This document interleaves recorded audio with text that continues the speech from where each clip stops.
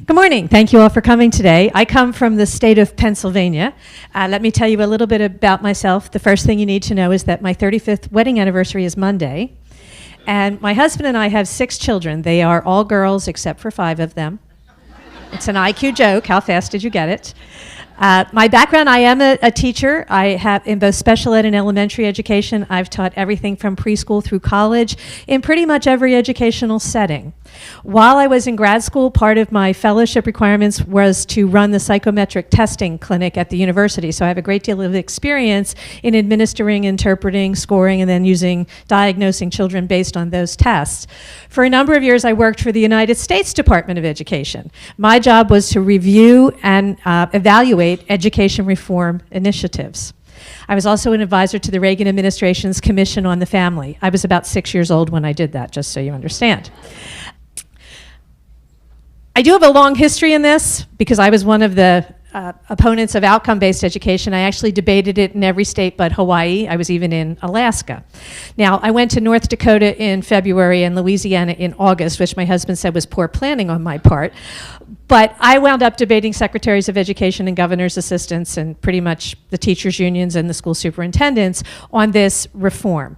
How did I get involved? Pennsylvania was one of the states when Goals 2000 was being implemented, and we published what were called outcomes. There were hundreds of them, and I got a copy and thought, I don't really want to do this, I'm very busy. And someone called and said, they're 30 days away from being enacted. Could you please help? So I read them. The child will respond appropriately to various forms of humor. The child will appreciate alternative lifestyles. The child will demonstrate honesty. So I thought these are insane. So I called the State Board of Education and I got the executive director and I said, where did you get these? And he said, oh, well, we had meetings all over the state of Pennsylvania and parents and teachers and taxpayers all came together and they wrote these. And I said, So when they came to the meeting, was there a table in the room? Well, of course. Was the table empty? Well, no. What was on the table?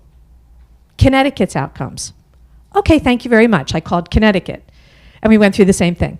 And where did you get your outcomes? Pennsylvania. Something's rotten in the state of Denmark. As I traveled from state to state, at one point I stood in Ohio and read them Colorado's outcomes, except they were holding Ohio's and they thought I was reading Ohio's. They were identical. Now, if they said times tables, I wouldn't have minded so much. But appreciate humor? So I started to do press conferences and to kind of build some public awareness. And in one of them, we walked through we'll be tolerant of various lifestyles. And the press went, what's the matter with that? And I said, I'm accountable. It's my lifestyle. Appreciate me. That wasn't what they expected. I'm a hitman. I'm a drug dealer. I'm a pedophile. Those are my lifestyles. All of a sudden, it didn't mean what they thought it meant. And so things started to turn. The battle took years.